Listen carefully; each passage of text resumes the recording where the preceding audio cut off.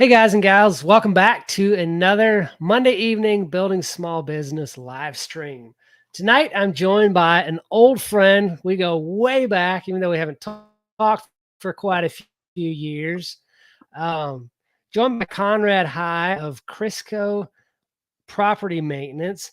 And I don't know if you remember this, Conrad. One of my last memories of you, and I know we were around for a little after that. You probably know exactly what I'm going to say.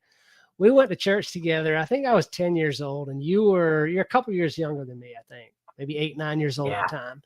And the church had gone on a cookout one night. And I remember Conrad falling off a slide and breaking his arm. Yes. That's how far back we go. So it's kind of a fun little then, trip down memory lane. But Conrad, why don't you introduce yourself and kind of tell us who you are, where you come from, and what you're all about here? yeah. So, as you're saying, Ken, we lived in the same area for a couple of years and we're pretty good friends, and then lost touch. When I was 12, we moved to Wisconsin from Southern Illinois, and then 2017, I quit my job at the sawmill, went to school for paramedic, worked nights while going to school full time. Moved to the Chippewa area, Eau Claire area of Wisconsin. I worked as a medic since 2018, and that's what I had been doing until last December. And then December, the job I was doing went away, so then I started, or just instead of getting another job, I just went out on my own. Was a nice little segue for me. Yeah, awesome. Now, talking about, you said you were in paramedics since what, 2018? You said? Yeah. Okay, and I have several friends that have been in the paramedic field that they talk about. You and I were talking about before we started that you were facing burnout. Talk about that a little bit, because I've got other friends who've kind of gone through that same thing. Like, what goes on there that causes people in what I think is probably a pretty important field? Why do they get? What's with the burnout? I mean, what causes that? So for myself, I always ended up working a lot. There was a 1-year stretch, I think, since becoming a paramedic that I didn't have at least 2 jobs. And during that time, I was averaging between 60 and 70 hours a week. Wow. Is that 2 jobs kind of inside the paramedic, or is that one as a paramedic and one as something unrelated? Yeah, I was working 2 paramedic jobs. So 2018, I had actually done some handyman stuff on the side in conjunction with paramedic. And then 2019, I strictly focused on paramedic and was averaging between 60 and 80 hours a week. And then going into 2020, our overtime got cut. So I got another part-time paramedic job, and I was working 24-hour shifts at my second job. And that was a fire paramedic job, and they work 24-hour shifts. So a full-time, what's considered full-time for a fire medic is 10 shifts a month. And I was working between 7 and 8 shifts a month on top of my 36 hours scheduled at my full-time job. So, wow. So there was at that time, my full-time paramedic job schedule, I was either working a 10 to 10 shift or a 1 to 1 shift. So it would work out. I would get home like Friday night at 1 o'clock from my full-time job. 7 o'clock Saturday morning, I would be at my part-time job and work a 24 hours. Oh man. Wow. And that's how it went. Crazy. So now, is that lot common for paramedics, or like why do I hear that story? No matter who I talk to, that's in the paramedic field. It is. It seems to be a common thing. Paramedics, they like to live like a doctor's lifestyle on a paramedic's wages, which, and that's a bit of an exaggeration, but there's always overtime to pick up, and there's always stuff to spend money on. So what better? You go work Yeah. an extra shift, you've got an extra Right. $500 to spend on something. So That but makes sense, then I guess. on top of that, then a lot of times you're meeting people in their emergency. So as a paramedic walking into, say, just a easy one, grandma fell. So you're walking in, and it's not a big deal to us as medics, but to grandma, it is a big deal because she's on the floor and she can't get up. So, probably grumpy, hasn't ate, maybe has been down for several hours up to however long. And so you're not meeting people that are in good moods. It's, you take a lot of, not to the extent of like law enforcement, but you're still, in that space where you're meeting people on their worst days. So back to the question of what drives the burnout, that does.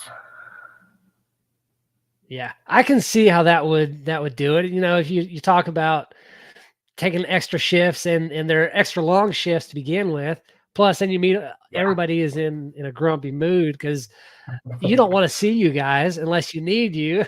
And when you do need you, it's like, oh man, I had a really bad day. So I can see how all of that combined would drive burnout. Oh man. Yeah. So how long was the transition period from when you started thinking of, I'm kind of getting burned out with this. I want to move on to something different, probably start my own thing.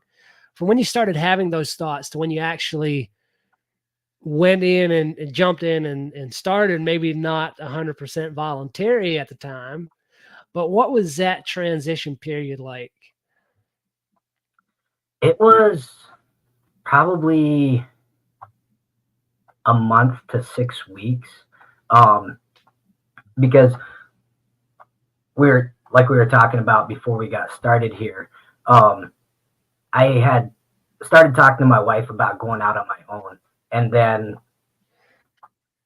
kind of decided to stick it out till the end of the year. And then about 2 or 3 weeks after that, we got word that the department I was working in was getting shut down.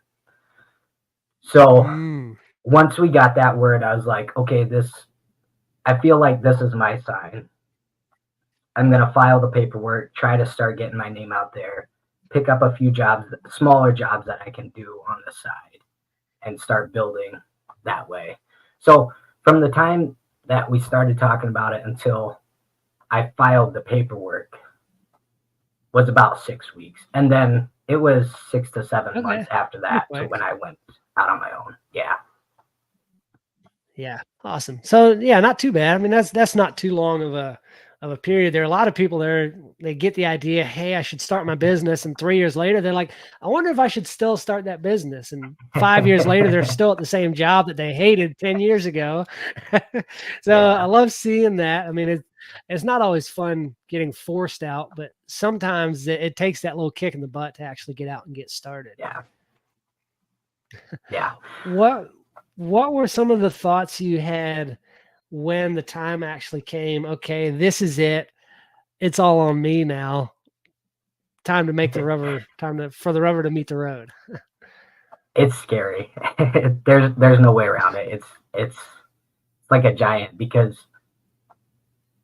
there's a whole world out there, but it's just little old me. How do I get my name out there? How do I get customers? How do I drive that so that I can, continue to provide and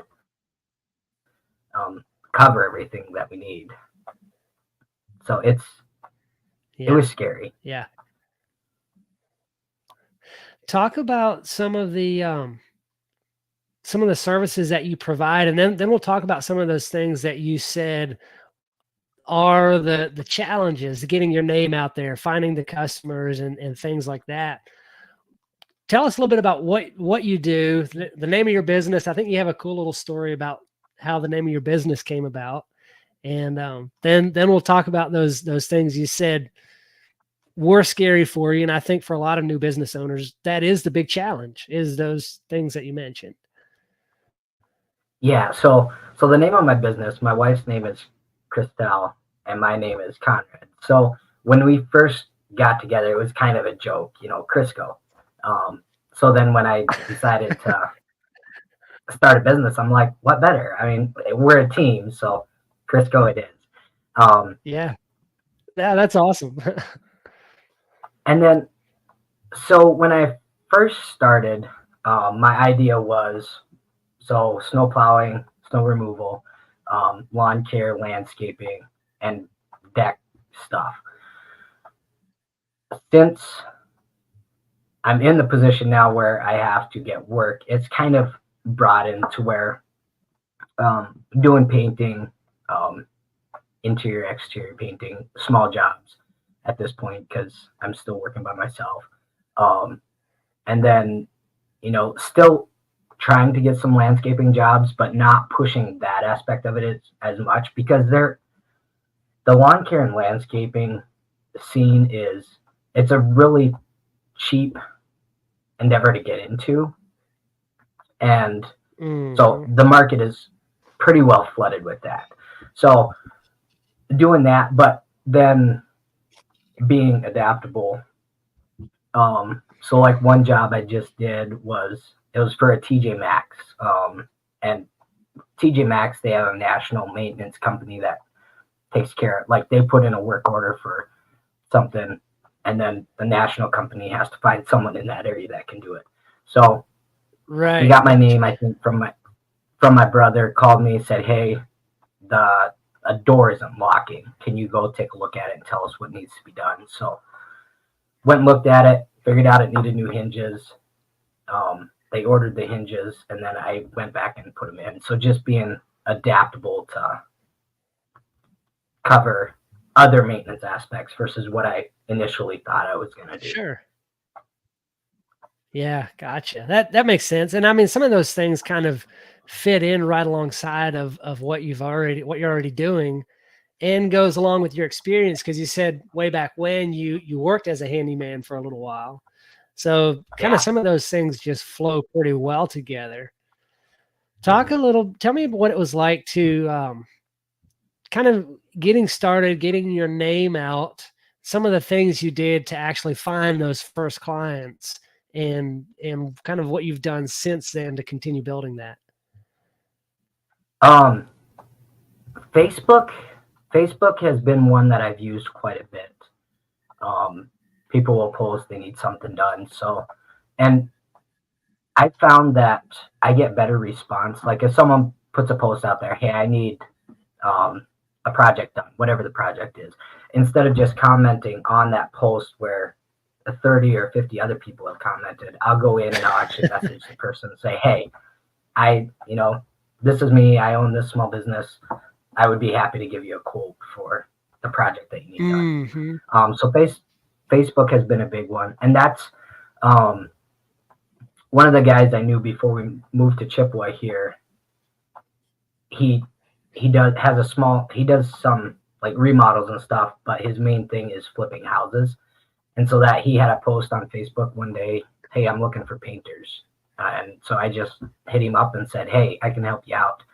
And that was just the one job that he was looking for, but it's rolled into pretty consistent work, 1 or 2 days a week that he's given me. So that's awesome. Been huge as well. Yeah. And then just, I've got a buddy here in town that is also out on his own doing construction and stuff. And he's working with a subcontractor in the area. And so he gets my name out there too. So that's rolled into some work for me as well. So the networking side, face to face as well. Mm-hmm.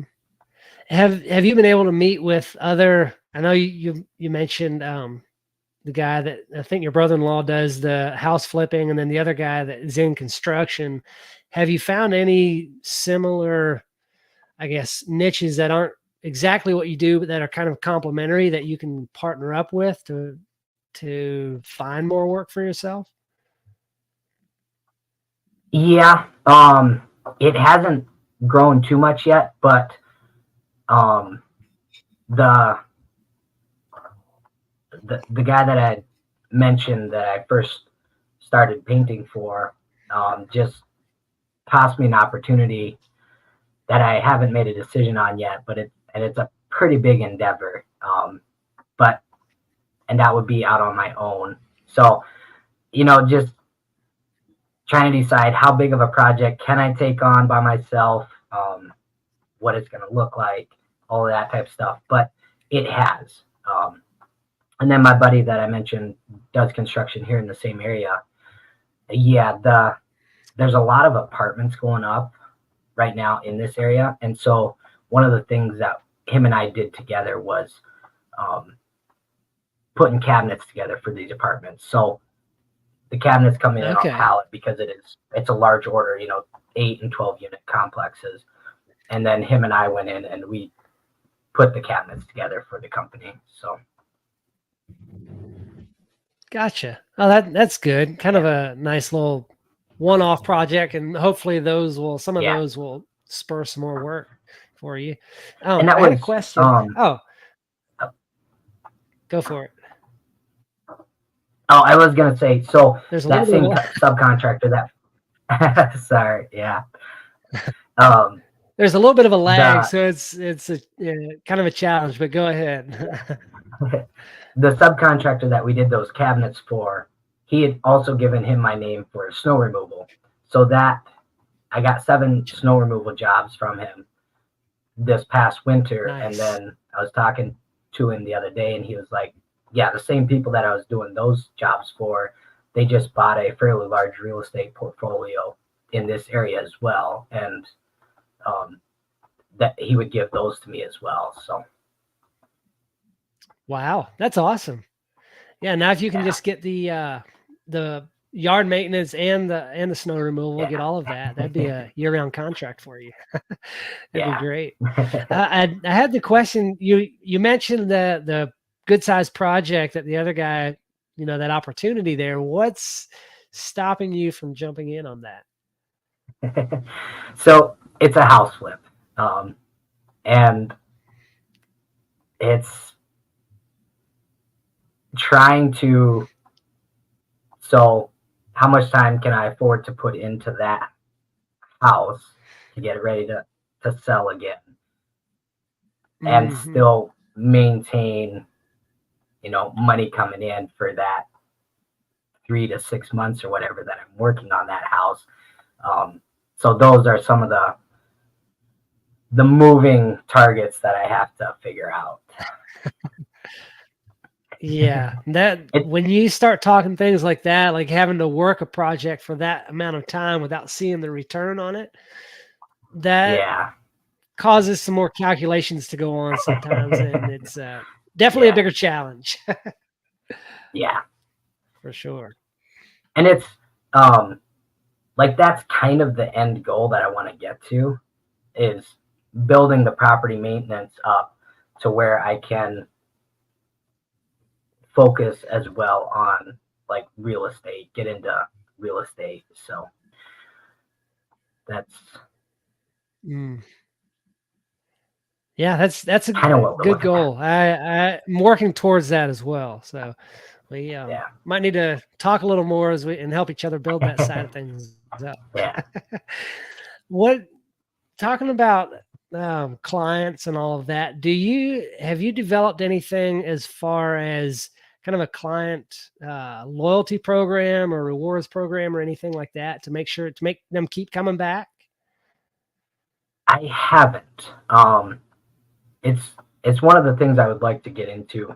So especially with snow removal, everyone thinks Wisconsin, snow removal should be a slam dunk.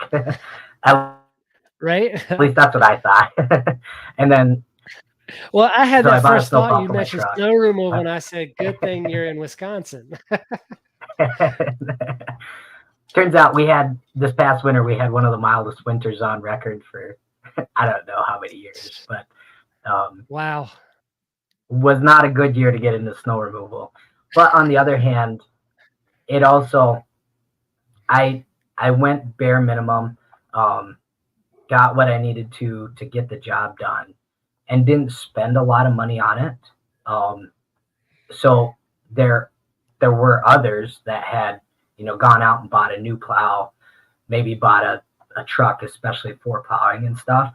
And then it turns out we don't have snow to plow.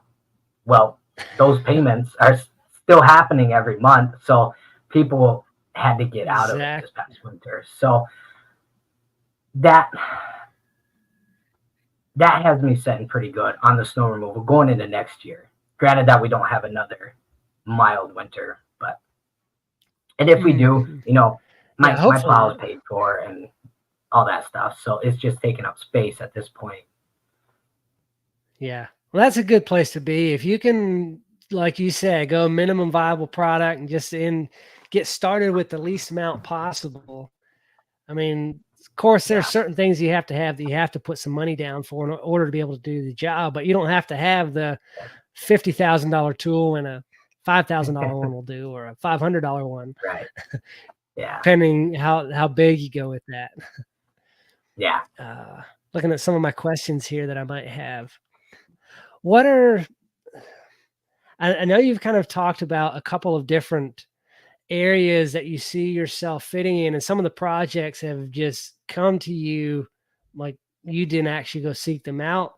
Are there some other gaps in the market that you kind of see that you would like to pursue?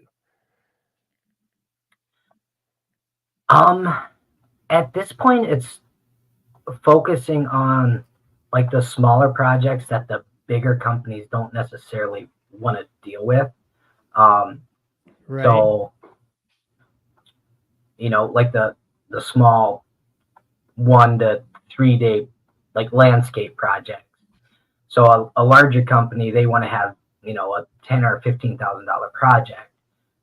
So if I can come in and say, hey, yeah, we can do your smaller project that, the bigger guys don't want to look at. Like that's kind of where I fit in at this point.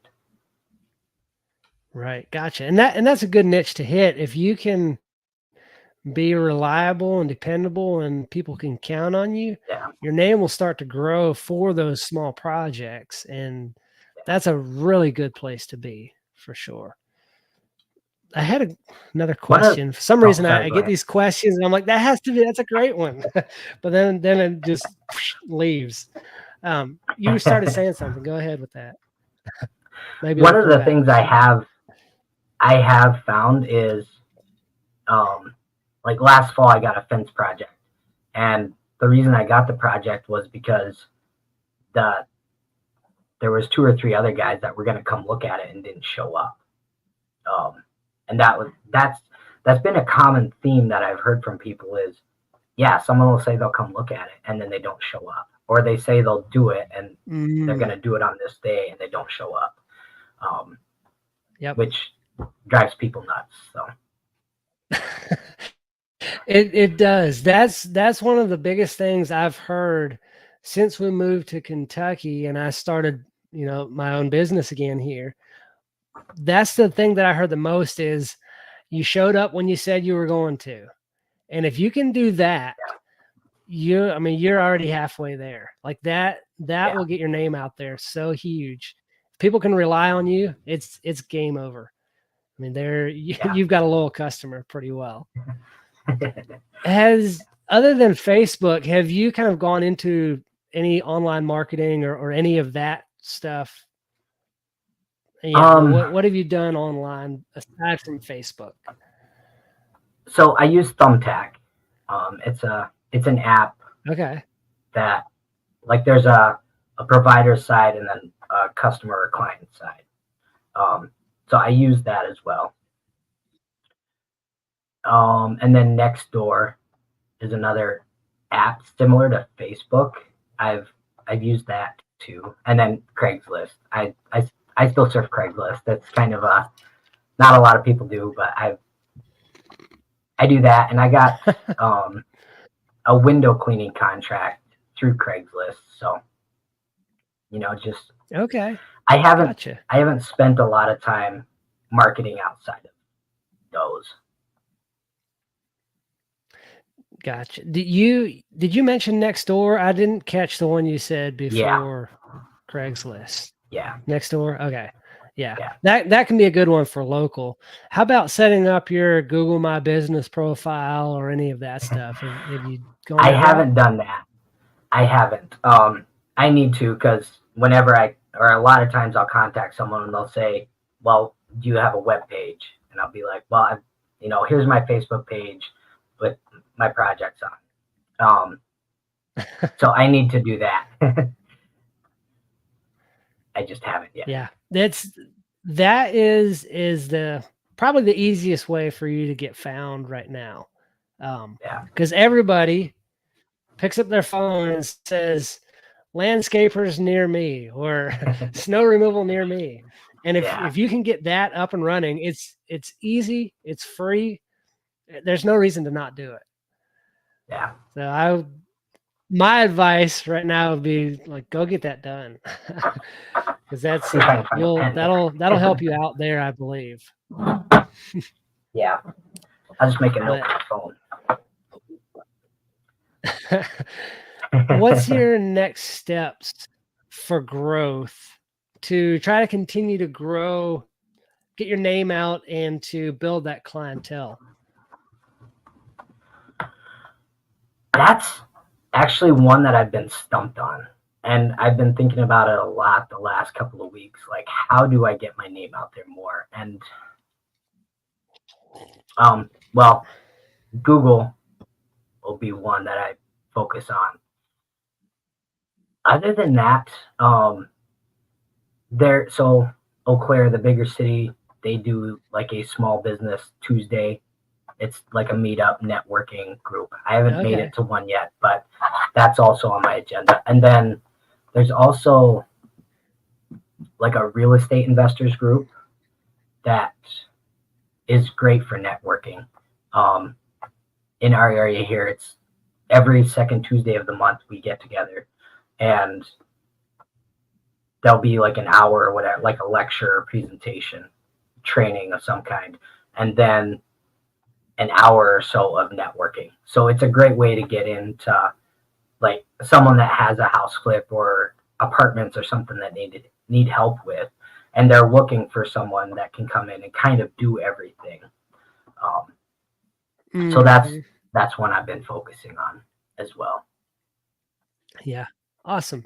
And one thing that a guy that I've learned a lot from has, when him and his wife started a house cleaning business years ago. And one thing that he would do is maybe pick up something like a box of donuts or something and go around to the local hair salons, because those people know everybody. Yeah. And he would take them a box of donuts to get his name out. So if you look for businesses like that, I don't know if you have somebody cut your hair or if you and your wife take care of that yourself at home. But I mean, that I haven't cut my hair in a while. Getting in with those people. Yeah. Yeah, getting in with people like that know the people that your potential clients know, that would be a great place there for you to insert yourself. That's just some thoughts I have. Yeah, and I'm making notes in my phone here. One of the things I personally struggle with is going out and meeting new people. I dread it, but it's also something that I have to do. So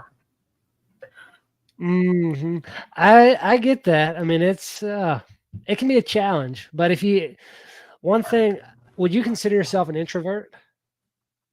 Yeah, very much so. Okay. One thing that has helped me also as an introvert, and that other people who are more introverted, one thing that helps is you're focused on like, okay, what am I going here for? I'm not just going to have a conversation, but I'm going to find people that I can serve. I'm going to go meet people that I can help that need my services. And when you focus more on the outcome of that rather than, oh no, I got to go meet new people, it makes that a lot easier. At least does for me. And that's the interesting thing. Like, just falling back on my paramedic experience, we walk into strangers' houses on the daily, and that never scared me. Like, Yeah. we walk in and say, "Hey, I'm Conrad. What's going on today?" And I need to just look at it more like that versus meeting new people. It makes it a lot easier for sure. Yeah.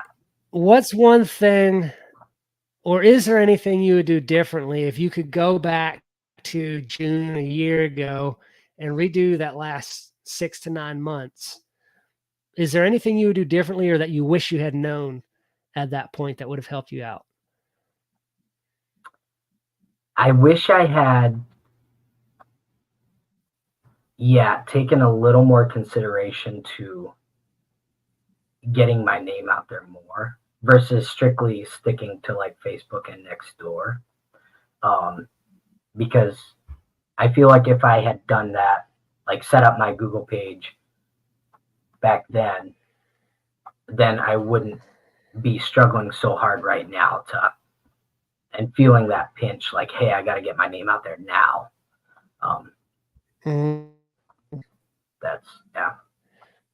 That's for sure. The Google thing, the best time is last week or last year. The next best time is now. And I mean, you may not see immediate results from it, but as people start to search for the services you offer and you start bringing in reviews, you'll get recommended more and move you to the top of the results. That'll help build your long-term engine for sure. Yeah, for sure. Is there anything that you are needing now, or like, what's that next piece that you need in order to continue to grow and take that next step? Something I've been thinking about for quite a while is like masterminds, and like the one you have. I need to just jump in and do it, because I listen to a lot of podcasts and stuff, and that's one thing that's one common denominator in all of them is a mastermind, like-minded people. And so that's one of the next steps I need to take. Yeah. Awesome. That's a huge step. I mean, it's a scary one for sure, but getting some of those other perspectives and people that have been in a similar situation and gone through similar challenges as what you're facing, like, that's invaluable for sure. Yeah. It is. Conrad, this has been fun. I'd love to, have you on in a couple months again and see how things are going and talk about the growth and what you've done to grow. You're a pretty new startup, and then if we hit you in the summertime, hopefully you'll be so covered up you won't have time to do something like this. But I like talking to people along and seeing the trajectory of their growth and helping other people to see that as well. So I really appreciate you doing this tonight. Well, thank you. Thanks for having me. You bet. All right. Don't leave yet. I'm going to end the stream.